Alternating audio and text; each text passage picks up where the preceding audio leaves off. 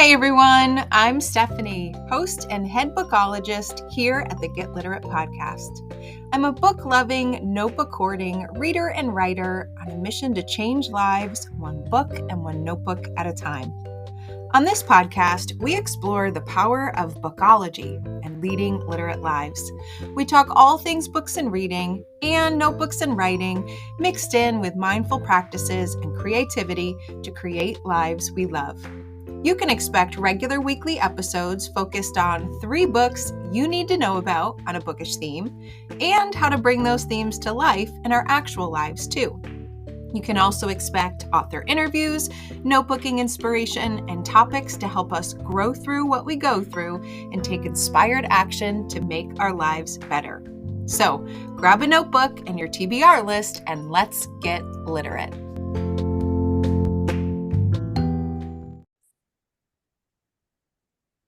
Sagit, welcome to the Get Literate podcast. I have been waiting for this day for a long time since I first read your book, and I'm so excited to talk with you today about your debut novel, Since She's Been Gone. I think even more excited, though, I'm excited to just talk to you about the power of books to shine a light. And in this case, to shine a light on mental health and mental wellness, and particularly eating disorders and addiction as well. We've got all sorts of things to talk about. So I would love if you would just jump in, and why don't you tell a little bit about yourself and how this really important novel came to be for listeners who haven't listened to me for the past couple of weeks, because I haven't been able to resist talking about the book. So they might have a little overview, but I would love for you to start by introducing yourself. Oh, sure. Thank you so much for having me.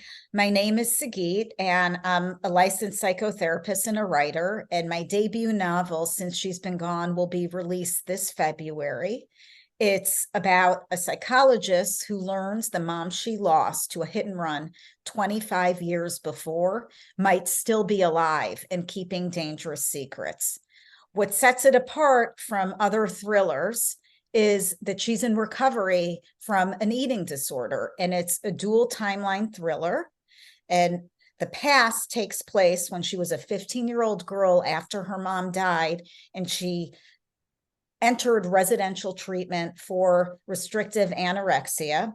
And the present, 26 years later, when she learns her mom might still be alive, and that eating disorder starts to, let's put it this way, it starts to resurface as she's thrown back into this period of her life that she hasn't revisited in decades. Yeah. So this book for me, I felt like it crossed a lot of bookish boundaries, for lack of a better word. It's definitely, it's a fiction novel, but it is full of suspense. It also felt like a little part memoir with the back and forth nature. And there are just so many reasons that a reader could pick up this book, right? If you loved suspense, if you loved fiction, if you love even family sagas, right? There's so much to pick it up for.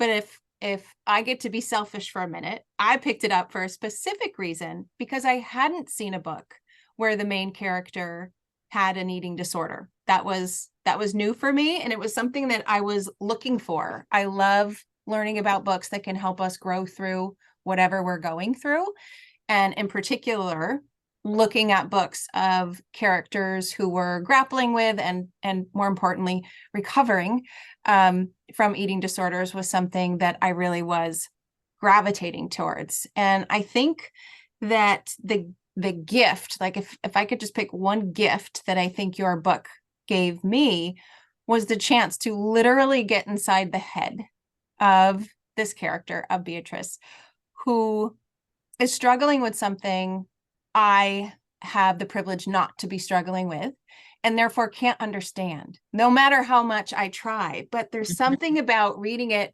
in a book where you literally can get into the mind and the heart and the body of these characters to just get a perspective that you can't alone. And so I'm wondering, why in particular did you choose to write a book where the main character did have this particular mental health struggle?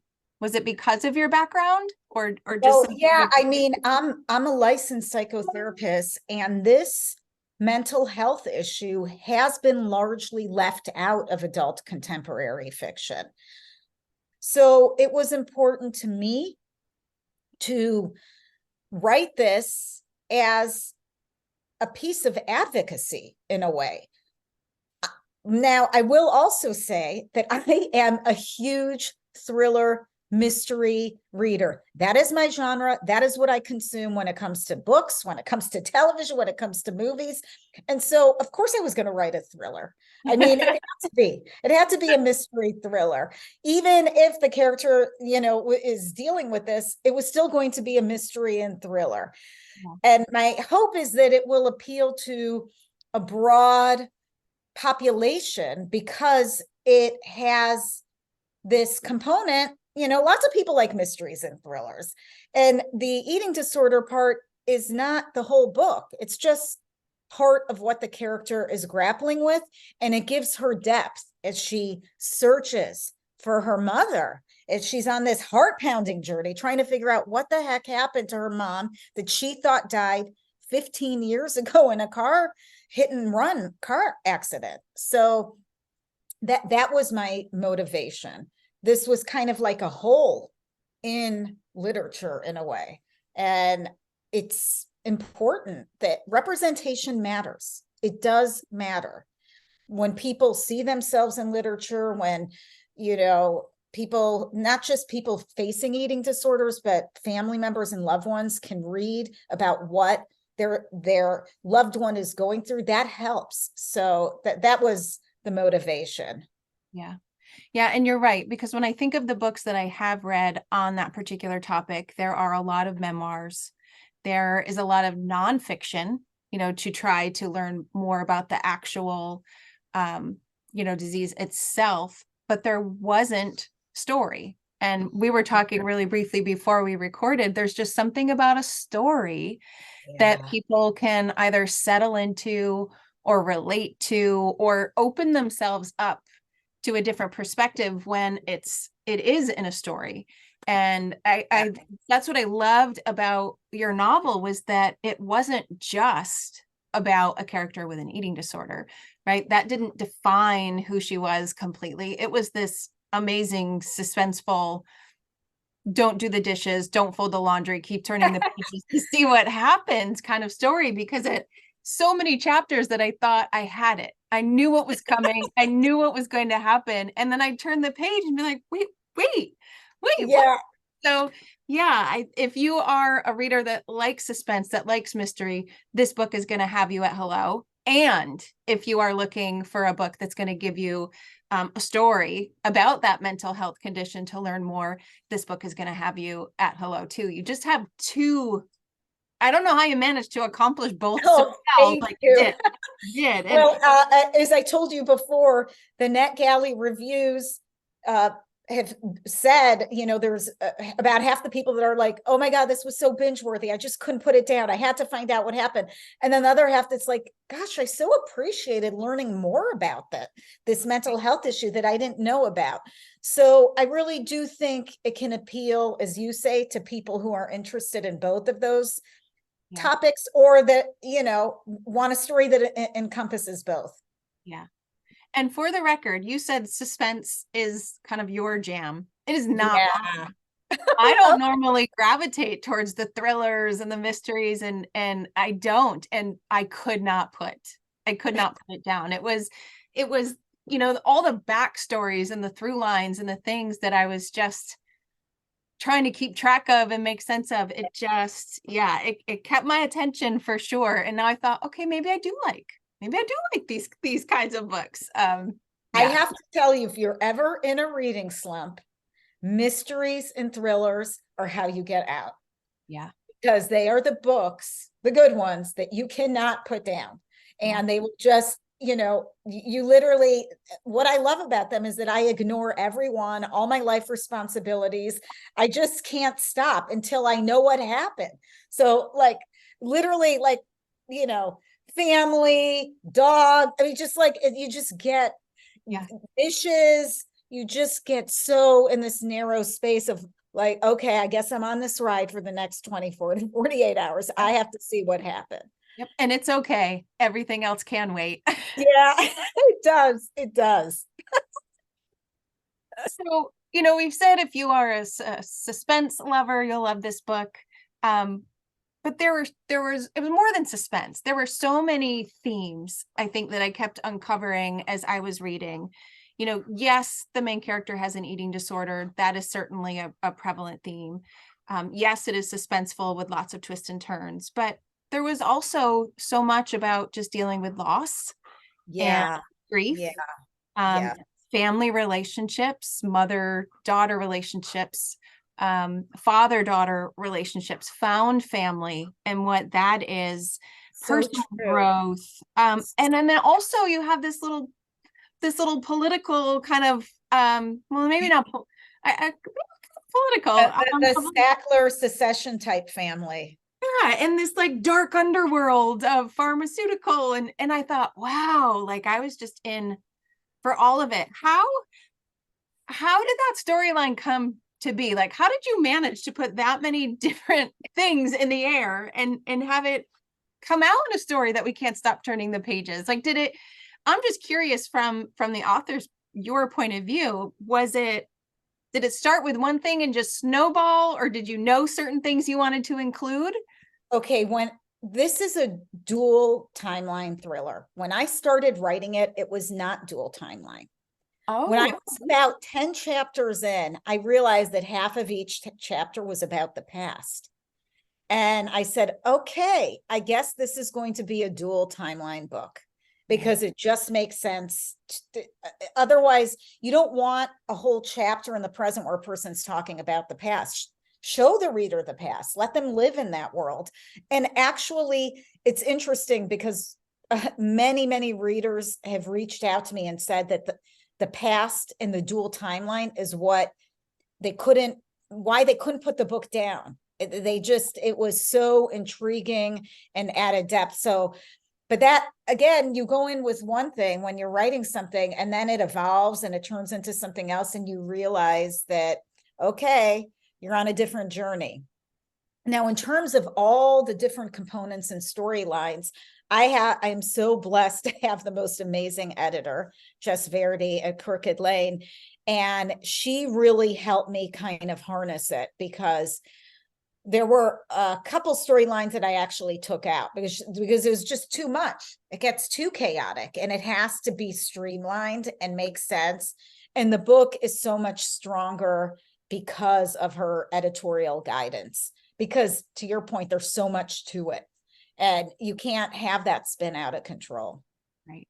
And it didn't spin out of control. It was spinning just perfectly throughout all Yeah, of it. no one has reached out to you and said, oh, there's too much no one has said that. No, The no, story, in fact, I've even had someone, a recent Net Gallery review said the story was pretty straightforward. So they weren't having a hard time following or anything. And oh, they said that they just really related to the main character. People seem to be very invested in Beatrice.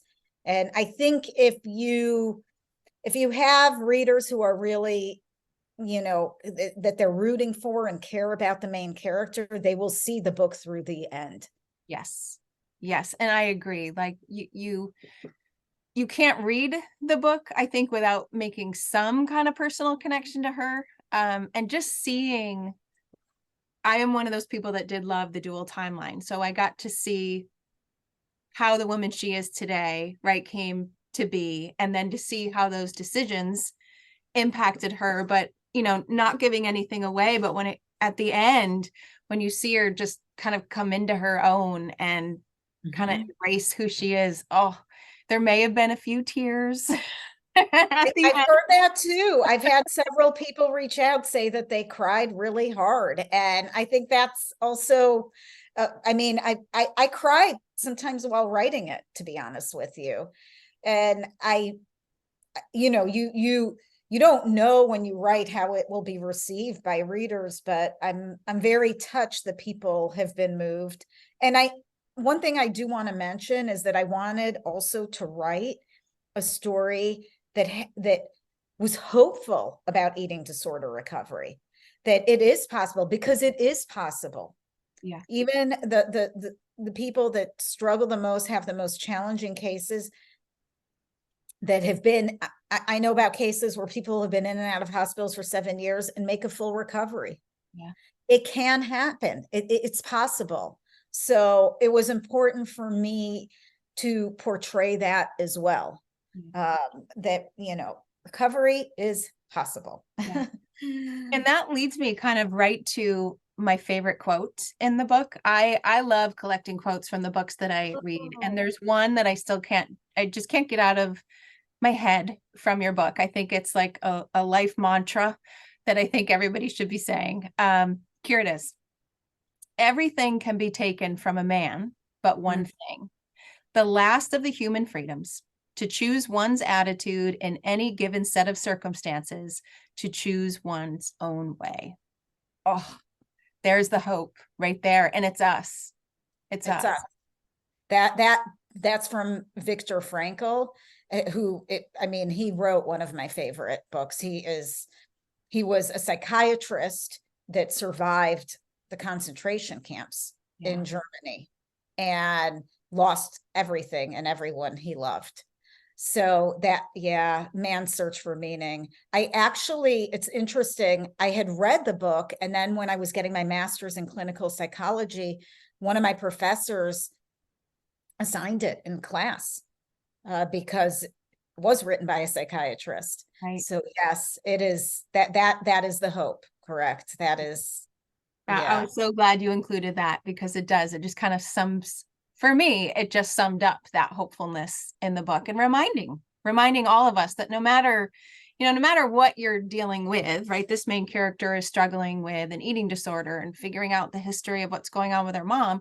We all have something. It might not be that, right, but there's always something, and there's always an inner child somewhere that needs a little bit of something. And the hopefulness in it of just believing in yourself was a big theme that I took away from it.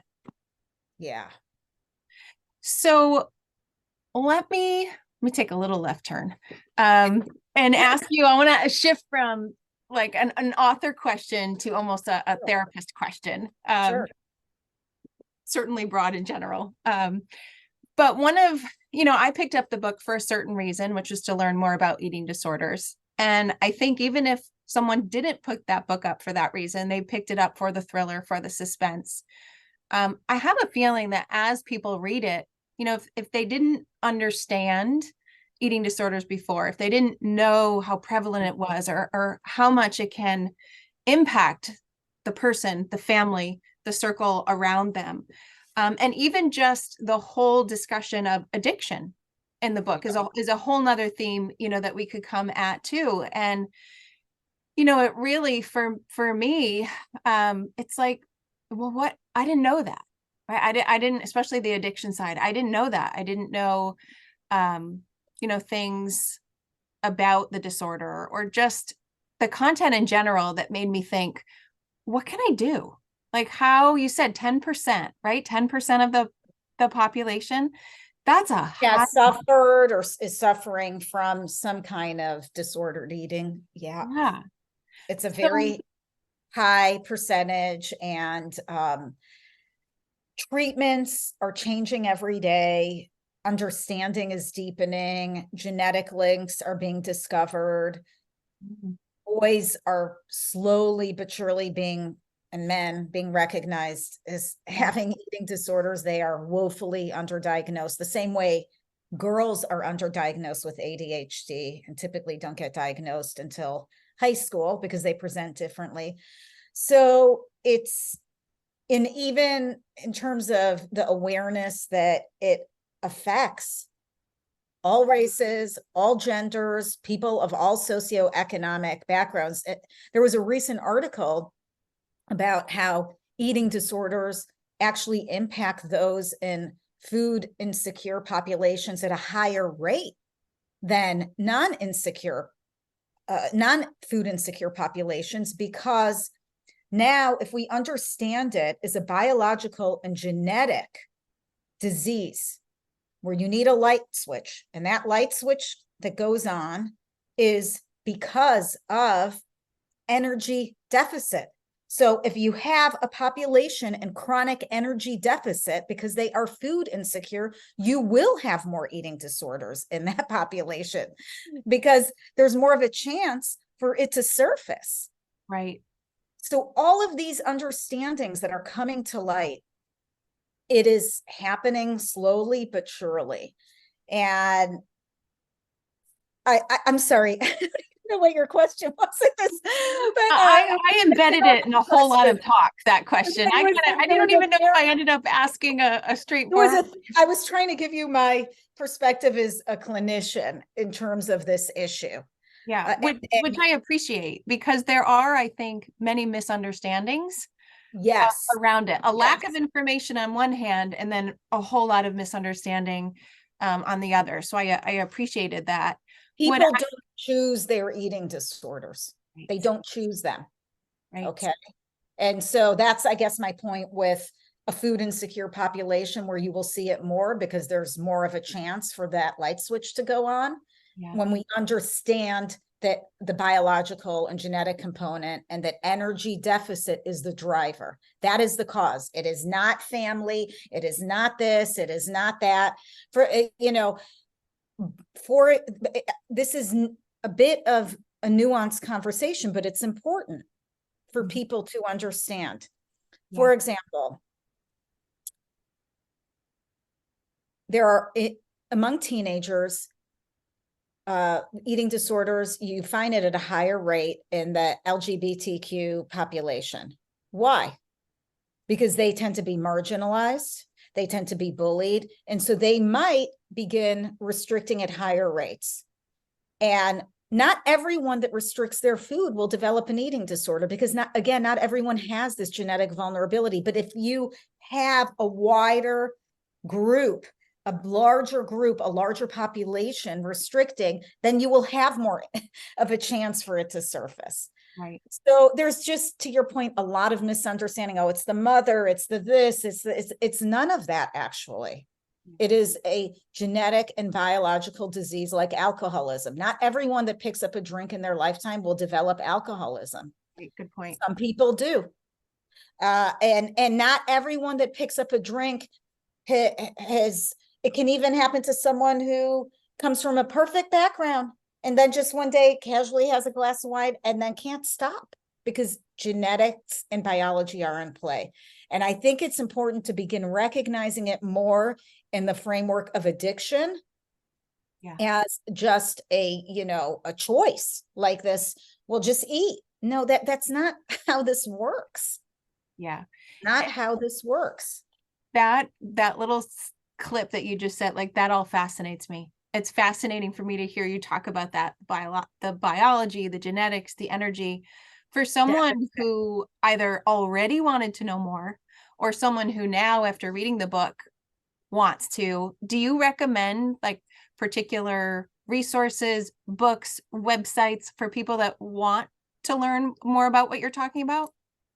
Well, the one book that I do cite in my book, and I included the title in my book, it's Biting the Hand That Starves You. And it's Inspiring Resistance to Anorexia and Bulimia. And there are chapters about reclaiming one's life after these disorders, but it also gets into the actual voices that people hear who experience eating disorders. So I think that is very useful, because if people have loved ones or acquaintances and they don't understand why they just can't snap out of it, this will help them understand. Yeah. Which is how we started the podcast. Like, this book shines a light and helps people get a better perspective of something they may not physically or mentally be able to unless they read this book. That's the gift. I think so many gifts, but for me, that is the true gift that I take away from it, as well as thinking I might like suspenseful thrillers more than I thought. Well, I have a whole list for you, Stephanie. Good. My bookshelf is filled with them. And also tons of BBC spy mystery thriller series that my husband refuses to watch with me. He doesn't like them, but I'm obsessed. I can't. That's like my thing. That's your thing. Yeah, I will have to ask you for some of those recommendations. So, can you tell listeners where they can find you and your book? Because I know they're going to want to have it ready to go in their carts for February. Absolutely. It's available literally everywhere books are sold, indie bookstores, Amazon, Target, Walmart, you name it.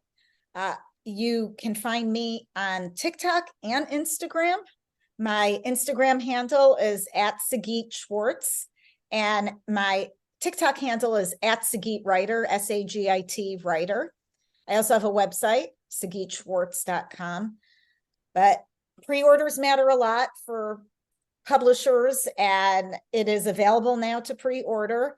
It will be released Eating Disorder Awareness Month, which is February.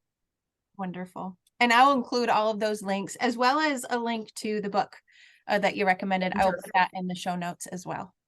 Yeah, I believe the link on the Penguin Random House website, if you click on it, then it has all of the places where you can pre-order it. Okay.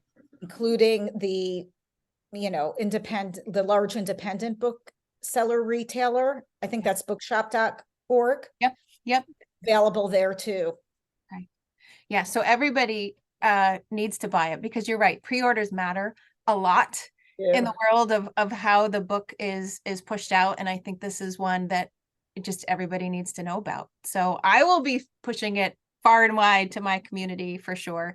And I'm so grateful. So much for having me, Stephanie. It means so much to talk with you today. And I'm really grateful for this opportunity. Oh, likewise. I appreciate you taking the time out. I will keep talking about this book everywhere I go. And I can't wait to watch stay in touch. Yes. Yes. Thank you so much. Okay.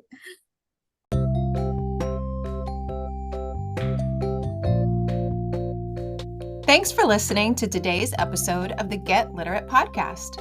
You'll find links to all the books, resources, and ideas mentioned in the show notes and at alitlife.com. Plus, if you want more, you might like to join my Patreon community. There, you'll find additional inspiration for your reading and writing life, like bonus podcast episodes, bibliotherapy book calendars, monthly book clubs, notebooking challenges, live events, giveaways, and much, much more. It's only $5 a month, and you get instant access to all of the previous content too. You can learn more at getliterate.co. And one more thing. If you love what you listened to today, please take a moment to rate and review the podcast, or take a screenshot of the episode and text it to a friend. This helps the podcast grow and builds our bookish and notebookish community too. Thanks for listening.